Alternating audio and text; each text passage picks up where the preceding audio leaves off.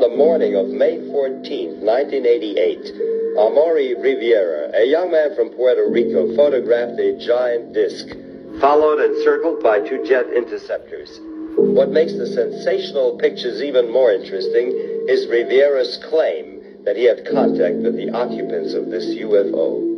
Hello, my name is Amaury Rivera. I live in Puerto Rico, and back in 1988, I was working in a nightclub, and there was a musical group there. One of my cousins wanted me to photograph the musical group, and she loaned me a camera with some film. On my way back home, I encountered two small beings, two small strange men, which I didn't think were men from outer space, and they took me somewhere where there were other people besides myself, other human people, like from Puerto Rico, I guess. From here, another human being showed up. He claimed to be from a distant planet. He was dressed in black. He had a dark skin, but he was not a Negro. He had long black hair up to the shoulders. And he spoke to us with the mouth, verbally, and no telepathic speaking. He showed us various projections, which looked very real projections, and he informed us about a whole bunch of things that are even still incredible to me. Then they returned me to... What did this holographic projection show? The holographs were mainly, the first one that I can remember was like a short trip through space.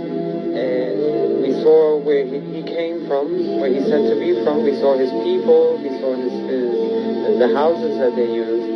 And the second one was about a meteor or rock falling to Earth in the near future, which is going to cause a lot of havoc in the world. This would fall, it's going to fall in very near the Caribbean, Puerto Rico, and those other small islands, but it's going to affect the whole world, not just Puerto Rico. The last one is that they projected was showing us how there was only going to be one government on the planet Earth. They'll be living on some sort of artificial island that's going to be floating in the middle of a dark, black, dirty sea. And then this man returned me to my car again and left me somewhere different from where the whole ordeal had started. Apparently, they took me with car and all. After this, at this given time, I heard some jets in the sky, and I still had my cousin's camera, and I took the pictures, 4 of which I'm making public nowadays.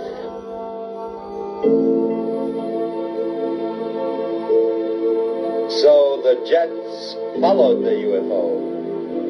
Yes, it was. They seemed to be surveilling it. I only got to capture just one of the jets in the photograph, but there were 3 of them. Or maybe I got in one of the photos one, and in the second or third I got one of the other ones, because they would go around it very far away, and while this one was closer, and turn, very far, very far. And by the time this one was coming back, another one was turning over there. There was always one or the other close to the object, to the UFO. Jorge Martin has carefully investigated this case. Rivera's case to me, is a very special one and a very important one, because in Amaury's case, he was abducted and he was taken away by aliens.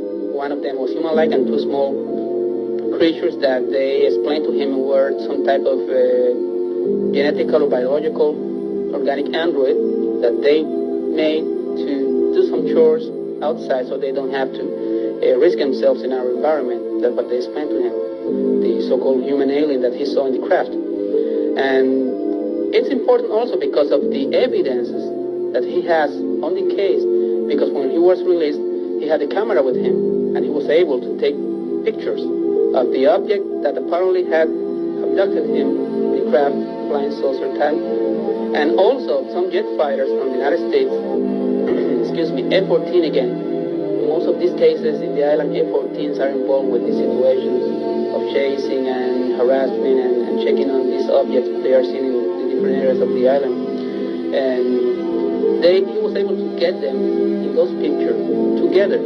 So this clearly, when you see those photographs, it's obvious that the government has been lying for many years, because there's the UFO there, and there's also the jet fighters dealing with the situation, which they denied for more than 40 years. It's there. Were you able to locate any other witnesses? That's what I was going to explain at this moment, Michael.